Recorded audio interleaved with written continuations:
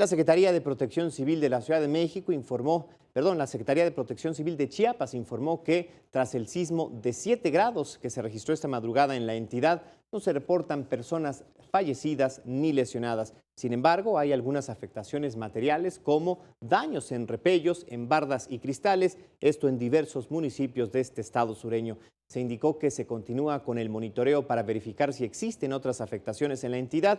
En donde también tembló fue en Guatemala con una intensidad de 6.6 grados en escala de Richter. Hasta el momento se reportan 2 personas fallecidas y daños materiales de regular consideración.